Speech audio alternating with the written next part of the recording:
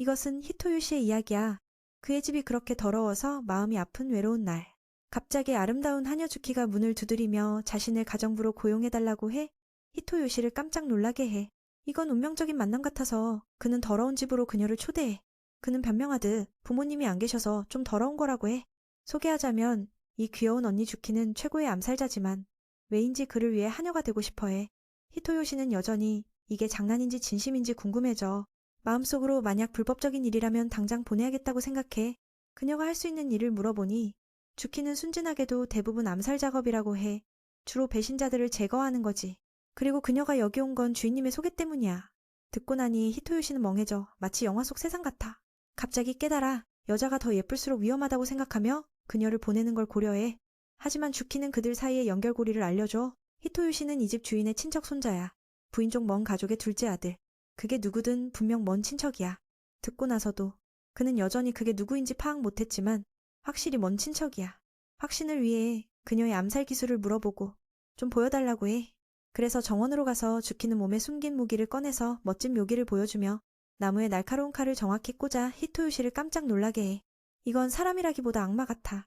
그녀는 그 일에 매우 열정적이고 보여주면서 기뻐해. 정말 무섭게. 보통 암살할 때는 한 번에 끝나게 해.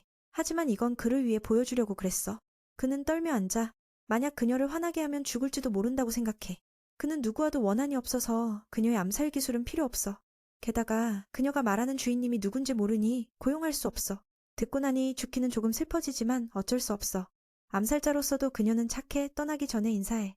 암살자로서도 그녀는 착해 떠나기 전에 인사해. 그는 조금 불편해져. 그 가엾은 소녀는 자문하듯 왜 암살자로서 고용을 기대했는지 궁금해져. 갈 곳을 모른 채 서 있는데 갑자기 히토요 씨의 목소리가 들려. 달려가다 실수로 부딪혀. 그건 그녀가 떨어뜨린 종을 돌려주러 온 거야. 하지만 달려가다 실수로 부딪혀 그녀의 본능으로 주키는 단숨에 구해. 다행히 다치지 않았어. 그녀의 얼굴은 너무 아름다워. 걱정스레 그를 챙겨주니 그는 감동해. 이건 그녀가 처음 사람을 구한 거라 심장이 빨리 뛰어 이유를 모르겠어. 히토요 씨는 그녀의 머리 장식을 돌려주고 그녀를 배웅해. 몇 초 후 그는 마음을 바꾸고 청소할 사람이 필요하다고 물어봐. 그래서 나중에 그들은 집으로 돌아와 그녀의 무기 수집에 대해 이야기해. 전설처럼 칼은 인류의 첫 번째 도구야. 사용법은 간단하지만 효과는 대단해. 한 번에 목숨을 앗아갈 수 있지. 갑자기 히토요 씨는 자신이 바보 같다고 느껴 암살자를 함께 살게 하다니. 그는 다시 설명해. 이제 그녀는 청소만 하면 충분해. 그 하녀는 어리둥절해. 그걸 사람 죽이는 일로 착각해. 그는 서둘러 설명해. 그건 암살자 용어일 뿐. 여기서는 집 청소야. 와우. 큰 쓰레기 봉투를 가리키니 주키는 그걸 시체 주머니로 생각해. 그의 마음속에서 조금 위험하지만 그녀가 자신을 구했으니 나쁜 사람은 아니야. 문제를 이해하니 그녀는 순진하게 물어 집일을 잘하면 머무를 수 있나요? 불행히도 그녀는 칼 외에는 아무것도 만져본 적 없어서 서툴러. 자신이 무능하다고 느끼니 그녀는 사과하고 다시 쫓겨날까봐 두려워하지만 그는 기회를 줘. 비록 잘 못해도 그녀의 암살 기술은 최고야. 미끄러져도 넘어지지 않아. 히토요 씨는 그녀가 슬퍼 보이니 위로하며 아직 익숙하지 않은 일인데 직접 수건으로 닦아줘. 그리고 그건 그녀의 마음을 사로잡아. 암살자로서 누군가 그런 적 없었어. 그는 약속해 쫓아내지 않고 도와서 더 나아지게 할게. 지침을 받은 후 그들은 거실을 깨끗이 해. 히토요 씨는 그 예쁜 여자를 감사해. 그녀를 기쁘게 해. 음식 시간에 그는 하녀 언니에게 음식을 할 줄 아는지 물어보니 그녀의 얼굴이 슬퍼 보이니 아마 못할 거야. 못하니 그는 그녀를 먼저 씻으라고 하고 자신은 스스로 해볼게. 나중에 욕실에서 주키는 그의 말에 대해 계속 생각해. 세상에 이렇게 좋은 사람이 있을 줄이야. 그는 밖에서 그녀가 나올 때까지 기다리며 그녀의 섹시한 모습을 볼 줄 알았지만 여전히 원래 옷을 입고 있어. 야채 손질은 그녀가 맡아. 칼 다루는데 그녀만한 사람은 없어. 양배추를 하늘로 던지자 한 번에 딱 맞게 썰어 이렇게 먹기 좋게 해. 그리고 양배추 사냥 임무를 끝내니 기뻐해. 간단한 음식으로. 다음은 미소스프와 간단한 음식으로. 히토요 씨도 잘 모르니 그냥 해볼게. 주키에게 돈까스 먹어봤는지 물어보니 안 먹어봤어. 정말 최고의 암살자지만 그녀는 일에만 집중하고 음식은 어떻게든 해. 그녀에게 음식은 생존을 위한 거지 맛이나 모양은 의미 없어. 듣고 나니 그는 홍보하듯 돈까스 먹으면 세상이 바뀔 거라고 해. 60년 역사의 가게 음식이야. 이 동네의 자랑거리. 다양한 메뉴가 맛있고 저렴해서 그게 그의 최애야. 집이 더러운 이유가 다 그 포장지 때문이야. 주키는 순진하게 듣고도 무관심해. 무슨 말인지 모르겠어. 처음에 그녀는 그를 다 먹으라고 하지만 그럴 수 없어. 히토요 씨는 고기 일부를 나누어 그녀에게 주며 가족처럼 먹자. 그렇게 그들은 돈가스와 밥, 미소 스프를 즐겨. 주키는 먹어보니 맛이 없어. 고기든 밥이든 수프든. 특히 암살자 생활이 그녀의 미각을 잃게 했어. 과거를 떠올리며 이건 그가 직접 만든 거라서 그녀에게 더 따뜻하게 느껴져. 맛있냐고 물으면 그를 기쁘게 하려고 거짓말해. 그가 그렇게 웃으니 주키는 이게 어떤 힘인지 모르지만 그는 물보다 따뜻해. 그는 그녀를 위층방에 배정해. 아직 청소 안 했지만 침대 커버만 바꾸면 잘 수 있어. 실제로 그녀는 그런 거 필요 없어. 처음부터 그냥 머물 곳만 있으면 돼. 그가 방을 준비하니 그녀는 감사해. 그녀가 돈가스를 소스로 안 먹으니 그는 가르쳐줘. 주키가 따라하니 놀랍게도 미각이 돌아와. 그건 그의 진심이 깨운 거야. 그녀는 이런 맛있는 걸 처음 먹어서 몸이 떨릴 만큼 행복해. 말로 표현할 수 없어. 마음속으로 그 소스의 특별함을 생각해. 밤이 깊어지니 히토요 씨는 왜인지 목이 조여 울어. 실은 과거의 악몽을 자주 봐서 방금 그랬어. 매번 그럴 때마다 울어. 시계를 보니 3시고 배가 고파. 보통 라면을 준비해두니 아래로 내려가. 의외로 이상한 소리를 듣고 오늘 하녀 암살자를 떠올리며 조심히 다가가. 혹시 나쁜 일인가 봐서 들여다봐. 주키는 새하얀 잠옷을 입고 마치 유령처럼 보여. 하지만 자세히 보니 꽤 귀여워. 그 소스가 너무 맛있어서 몰래 먹으러 내려온 거야. 잠시 후 자신이 한 짓을 깨달으니 사과해. 혹시 그의 소중한 거였나 봐. 그는 화내지 않고 그녀가 나쁜 짓 안 해서 안도해. 그녀도 배고파하니 라면을 함께 만들어. 모르겠지만 주키는 만약 죽는다면 이 소스 맛을 다시 한번 느끼고 싶다고 해. 그 말로 히토요 씨는 새 아이디어로 간식을 만들어. 그는 찬장에 있는 걸 다 꺼내서 소스에 찍어 먹게 해. 그 하녀는 그 신성한 소스로 기뻐해. 뭐 찍어도 상관없어. 잠시 후 주키는 그의 악몽에 대해 물어. 이 질문은 정말 놀라워. 그녀는 내려오다 그의 신음소리를 듣고 처음엔 암살자가 공격한 줄 알아서 무기를 들고 확인했어. 결과는 그저 그가 많이 울었을 뿐이야. 듣고 나니 히토요 씨는 자신이 여자에게 약점을 보인 게 부끄러워. 그 한녀는 더해 그는 꿈에서 엄마를 여러 번 불렀어. 놀랍게도 주키도 꿈에서 돈가스 소스 병과 대화해. 그 병이 커서 그녀가 평생 핥아도 안 없어질 거래. 그런데 절정일 때 깨버려. 그래서 그 아름다운 꿈이 깨져. 듣고 나니 히토요 씨는 할 말 없어. 게다가 이게 그녀의 최고 꿈이야. 과거엔 피만 나왔거든. 깨어나도 오늘처럼 감정이 밀려오지 않았어. 그 꿈을 다시 꾸고 싶어. 그 거대한 소스 과일의 맛을 한 번 더 느껴보고 싶어. 주인이 울며 나은이 조금 슬퍼져서 젊은이를 어떻게 위로할지 모르겠어. 마음 깊은 이야기를 듣고 나는 꽤 기뻐서 전에 엄마에게 버려진 일을 털어놨어. 악몽을 꿀 때마다 그녀가 무릎에 머리를 기댈 수 있게 해줘. 듣고 나니 주키도 제안하지만 그는 거절해. 그건 어렸을 때 일이지. 지금은 어른이야. 예의상 안 돼. 그 한녀는 그 말을 듣고 자신은 사람 죽이는 데만 태어났다고 부정적으로 생각해. 그런데 무너질 듯 할 때 그는 갑자기 누워 그녀를 격려해. 이미 중독됐는데 왜 부끄러워? 주키는 그의 이름을 부르고 잠에 들게 해. 아니, 어쩌면 안 될 수도. 그 광경을 보니 어떻게 잘까? 함께 지낸 지 며칠 주키는 그를 구한 순간을 생각해. 그녀의 심장은 터질 듯하고 피가 끓어. 이런 느낌은 처음이야. 수십 명의 적과 싸울 때도 이렇게 흥분된 적 없어. 몸이 스스로 움직여 히토요 씨가 왜 그녀를 이끌었는지 모르겠어. 그래서 일어나니 집이 깔끔해. 기뻐서 베개를 잘라. 주키는 공간을 많이 줄였어. 그는 그녀를 감사해. 이제 집이 더 이상 어질러지지 않을 거야.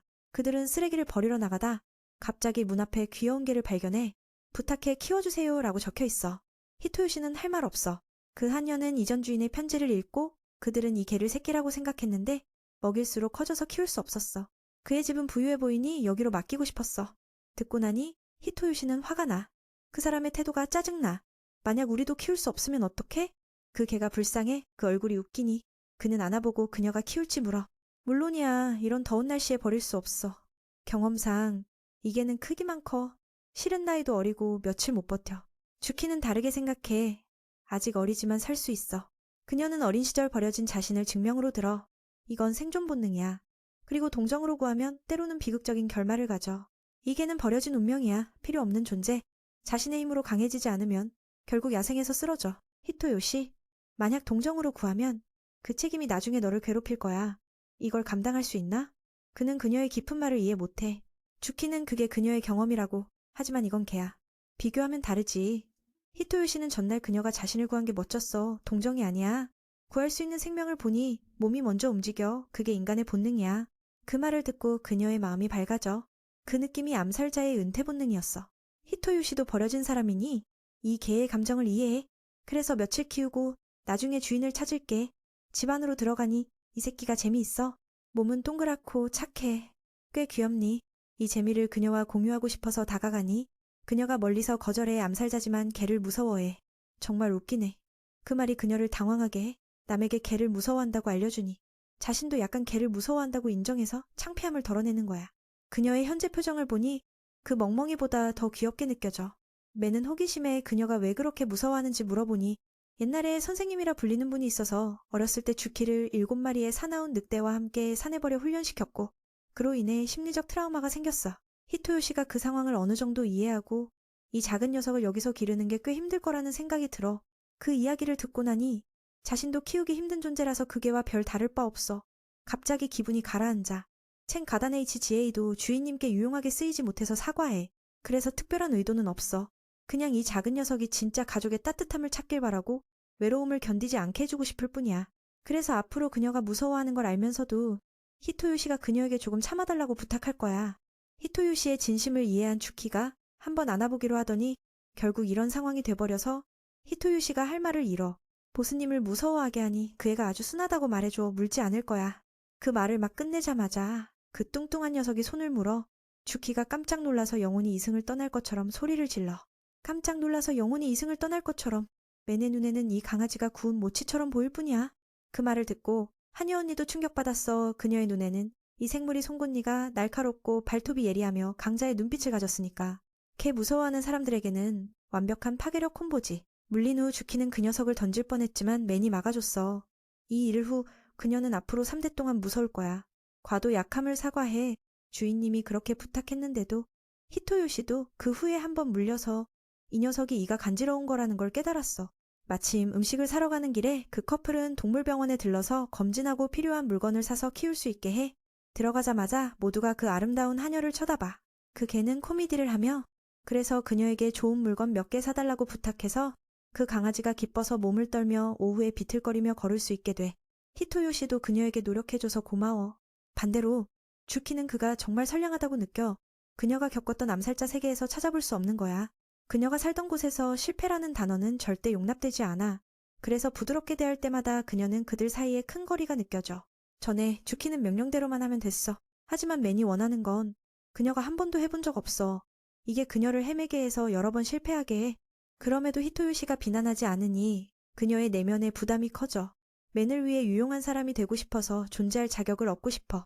왜냐면 그녀가 살던 그 혹독한 세계는 게임처럼 강한 자만 살아남을 수 있으니까 남녀노소 가리지 않고 능력이 있으면 돼. 살아남기 위해 그녀처럼 된 자들은 말할 수 없는 고통을 겪어. 하지만 그와 함께 사는 건 달라. 여러 제약이 있음에도 히토요시가 한 번도 야단치지 않았어. 자신이 그 강아지처럼 어렸을 때 구해줬다면 이 따뜻함을 느꼈을 테고 맨이 원하는 존재가 됐을지도 몰라. 여기 남아있을 수 있을까?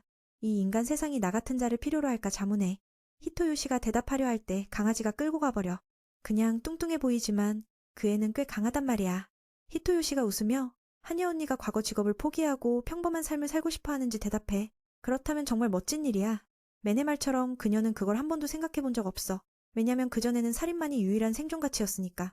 그런데 맨은 모든 걸 포기하고 평범하게 살 수 있다고 말해. 그녀는 속으로 자신을 위한 다른 곳이 있다면 히토요시에 대해 더 알아보고 싶어해. 그도 처음 그녀를 만났을 때 무서웠다고 인정해. 당연히 그래. 실생활에서 암살자를 본 적 없으니까. 하지만 며칠 함께 산 후 그녀가 착한 사람이라는 걸 알게 됐어. 그 말이 그녀를 어린 시절의 추억으로 데려가. 주인님에게 평범한 사람이 되는 법을 가르쳐달라고 부탁하고 싶어. 그 질문에 바로 대답하기는 어렵지만 가장 눈에 띄는 건 그녀의 일 실패야. 평범한 사람이라면 당연히 몇 번 실패할 테니까 그걸로 부끄러워할 필요 없어. 다음 날 강아지가 에어컨 아래서 편안히 누워있는 동안 주키는 평범한 사람처럼 채소를 자르는 법을 배우고 있어. 그녀의 칼다루기 기술이 뛰어나서 이런 리듬으로 자르는 건 어렵지 않아. 집중만 하면 돼. 갑자기 강아지가 나타나서 그녀를 놀라게 해. 암살자 같은 내가 뒤에서 접근당하다니 믿기지 않아. 그래서 이 강아지가 정상적이지 않다고 생각해. 하지만 자세히 보니 그 애몸이 떨리고 있어. 공포 때문이 아니라 배고픔 때문이야. 왜인지 주키는 이 녀석의 감정을 이해해. 이것도 평범한 사람의 삶 기술인가 봐. 그 생물이 순해 보이니 한번 만져볼까 해. 바로 그때 히토요시가 돌아오니 그만두고 한여 언니가 그 애에게 먹이를 주자 기뻐해. 강아지는 열심히 먹어치워. 그 애몸이 왜 그렇게 통통한지 알겠어. 이 식욕 때문에 버려진 거겠지. 이렇게 먹으면 지갑이 버틸 리 없어. 그리고 히토요시가 그 통통한 녀석의 이름을 모치라고 지어. 한여 언니가 평범한 사람처럼 채소를 자르는 기술을 익히자 히토요시가 칭찬해서 그녀가 얼굴에 미소가 번져 다른 일들은 히토요시가 해야 하니 그녀에게 모치와 놀아달라고 부탁해. 이것도 그녀가 평범하게 살 수 있게 하기 위해서야. 히토요시가 이 작은 녀석이 아주 순하다고 확신했으니까 문제없어. 그래도 그녀의 눈에는 모치가 여전히 무시무시한 생물로 보이지만 주인님의 말이라면 꼭 해볼게.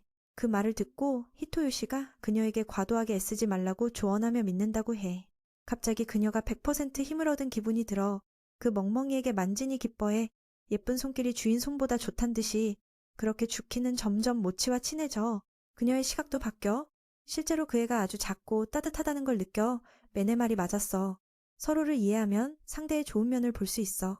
귀여운 하녀를 보상하기 위해 그날 밤 매는 그녀에게 특별한 오코노미야키를 만들어줘. 주키가 행복해져. 그녀를 보니 히토요시가 더 만들어줄까 제안하니 거절했지만 손에는 접시를 들고 있으니 결국 더 만들어줘.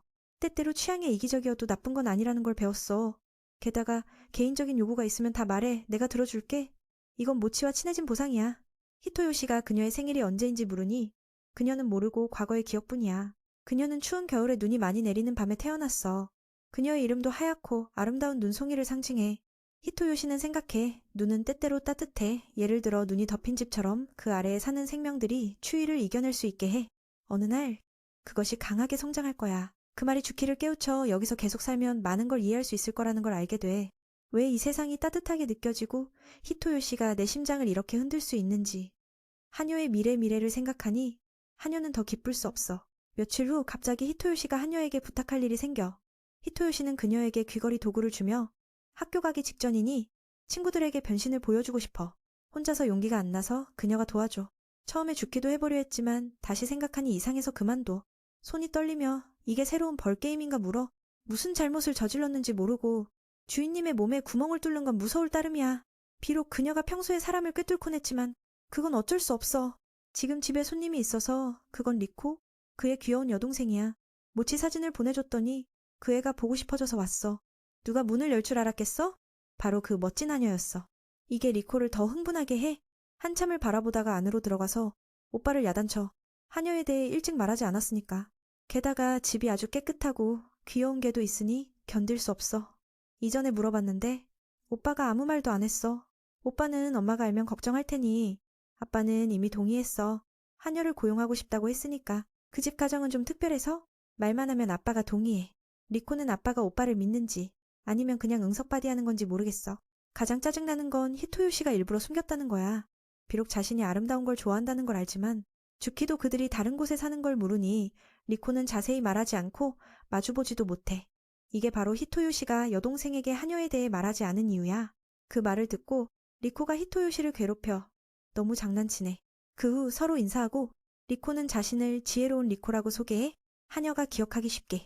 그녀의 이름을 묻자 주키는 주키, 암살자 시스템의 사람이라고 해.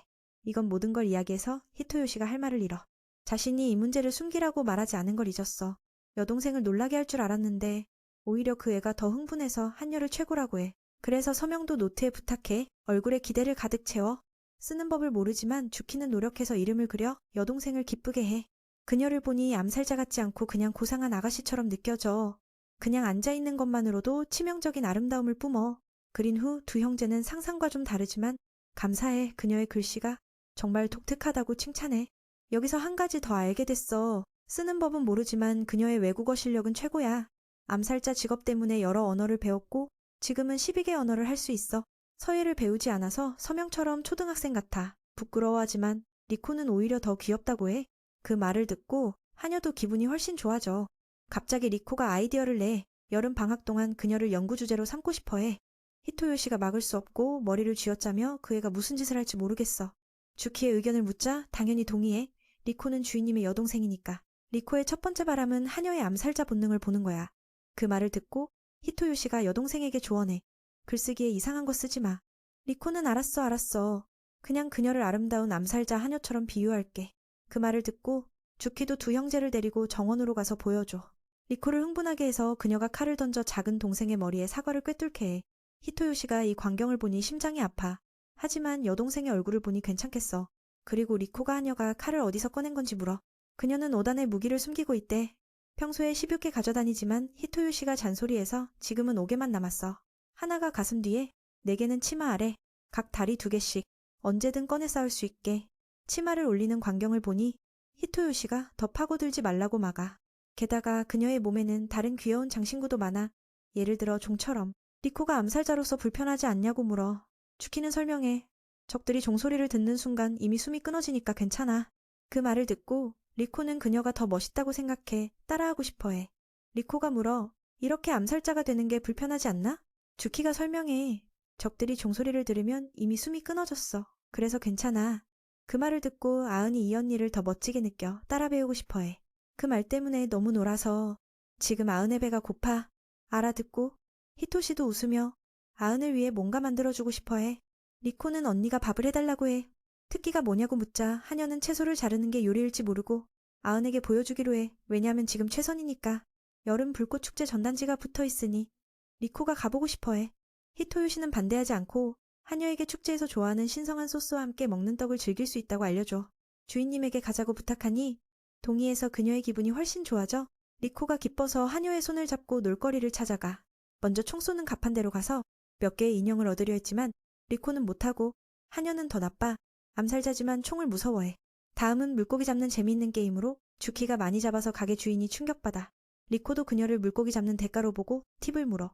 그녀는 목표와의 존재를 숨기고 재빨리 끝내야 한다고 해. 그게 다야.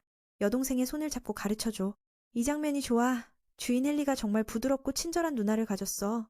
그녀도 이런 칭찬을 받을 줄 몰랐어. 잠시 후 떡 파는 가판대로 가서 거기엔 많은 쿠타 소스가 있어. 그걸 떡에 부으니 그녀가 기뻐져. 그녀는 속으로 이 따뜻함이 내 심장을 녹이는 것 같아. 히토요시 덕분에. 미래를 향해 한 걸음 더 나아가자. 그리고 이 여정에서 우리는 서로의 빛을 발견할 거야. 이 순간 하녀의 미소가 밤하늘의 불꽃처럼 빛나. 모든 게 완벽하게 어우러져. 이 밤이 영원하길.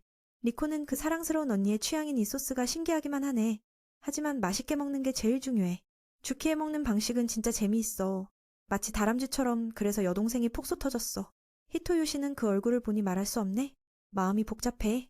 주인장은 그녀가 맛있게 먹는 걸 보고 기쁘네. 그 노력이 보답받은 기분이야. 그래서 소스 한 병과 빵 봉지를 선물했어. 주키가 기쁨에 넘쳤지. 여동생이 물 사러 가서 히토요시는 걱정돼. 다른 데 가면 못 찾을까 봐.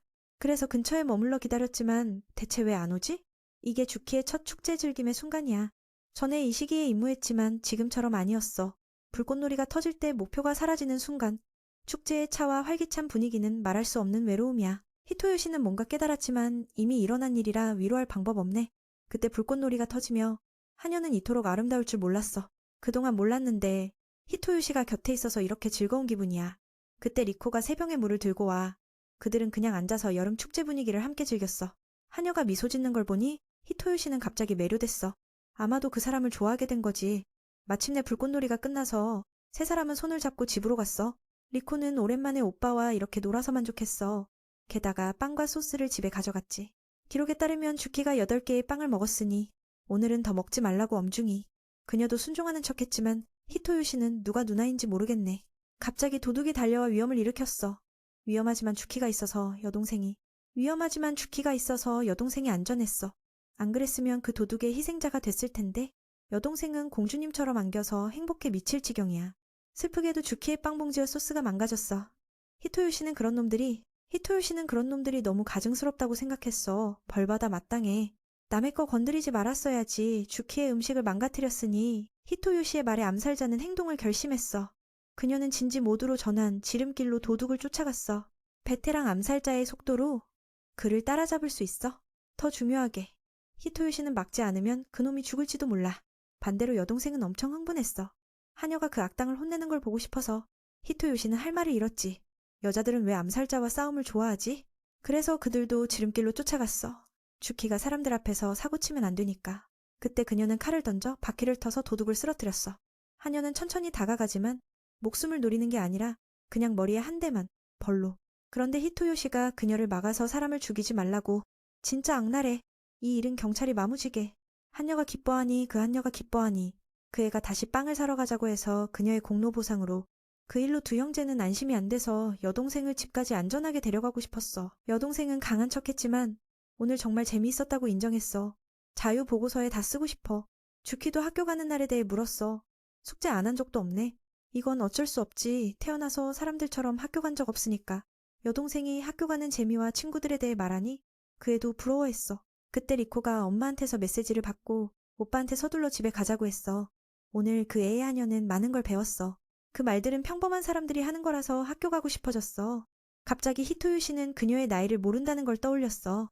만약 그녀를 학교에 보낼 수 있다면 좋겠어. 친구를 사귈 수 있으니까. 그래서 등록을 시켜보자. 평범한 사람이 되는 방법이야. 시간이 지나 히토유 씨는 새 학기에 들어갔어. 여름방학의 변화 후 반 친구들은 이 마을에 예쁜 하녀가 있다는 소문을 했어. 듣고 나니 거의 기절할 뻔했어. 주키가 팬이 생겼다니. 자기 집에 두고 가도 괜찮을지 궁금해졌어. 그는 모르는 척했지만 친구가 도서관에서 만났고 코스플레이가 진지하다고 칭찬했어. 그때 담임 선생님이 들어오며 전학 온 학생을 소개했어. 올려다보니 내 주키였어. 히토요 씨는 충격받았지. 게다가 그녀는 그의 성인 요코야를 썼어. 선생님도 그녀를 자기 사촌이라고 소개해서 반이 감탄했어. 게다가 그녀의 자리는 바로 히토요 씨 위였어. 그 아름다운 외모로 반 친구들은 모두 감탄했어. 그 젊은이가 그런 멋진 언니를 두다니. 이 일은 리코가 한 짓 같아? 오빠의 연애를 도우려고. 그 애는 자신이 놀라게 한 걸로 기뻐했어. 학교에 들어가려면 주키의 성적이 엄청나야 했어. 귀여운 여동생이 언니를 칭찬했어. 배우는 게 다 빨라. 새날 안에 가르칠 게 없어졌어. 게다가 주키가 가르쳐줬어. 정말 최고의 하녀야. 히토요 씨는 그녀가 학교 가는 걸 좋아하는 걸 알았어. 그는 어떻게 그녀가 자기 성으로 등록했는지 물었어. 서류가 필요했을 텐데 가장 중요한 건 비밀 유지야. 주키가 대답했어. 먼저 등록은 지하세계의 인맥으로 했고 가족 설정은 리코 아이디어야. 배경은 자기 가족으로 하면 쉽게 받아들일 거라서. 나이 차이 많지만 그녀는 주인과 같은 반에 가고 싶었어. 함께 있고 서비스할 수 있으니까. 마지막 비밀은 리코 아이디어. 오빠를 놀라게 해서 재미있었어. 듣고 나니 그는 여동생을 한 대 때렸어. 주키는 자기가 화나게 한 줄 알았지. 그는 화난 게 아니라고 설명했어. 그냥 충격받았을 뿐. 그래도 이게 좋네. 하녀가 평범한 삶을 꿈꾸는 걸 알았으니까. 다음 날 친구들이 점심 사러 가는 동안 주키는 평소처럼 쿠타빵을 먹고 싶어 했어. 히토요 씨는 편의점에서 먹을 거고 그녀가 원한이 따라줬어. 학교에서 그 빵은 희귀 아이템이야. 빨리 안 가면 다 없어질 테니까. 듣고 나니 주키의 눈이 빛났어. 마치 보물 사냥처럼. 학생들의 속도는 무서울 정도야. 가능하다면 검은 쿠타 샌드위치를 사고 싶어. 우리 반 위치가 멀어서 경쟁이 안 돼. 그런데 하녀는 포기 안 했어. 사냥할 때 이기든 지든 잡아야 한다고 배웠으니까. 걱정 마. 내가 빵을 가져올게. 바로 지붕으로 올라가서 시야를 넓혔어. 히토요 씨는 맞고 싶었지만 누가 봐도 안 돼. 그녀는 신경 쓰지 않고 앞으로 달려갔어. 주인은 어쩔 수 없었지.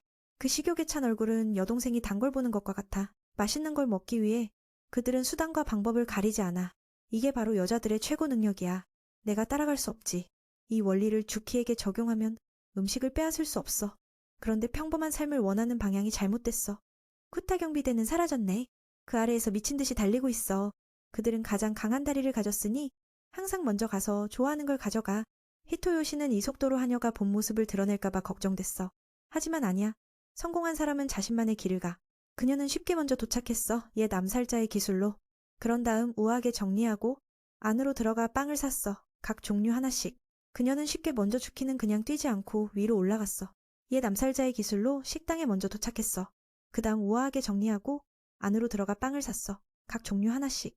하지만 결국 하카나 쿠타 샌드위치만 살 수 있었어.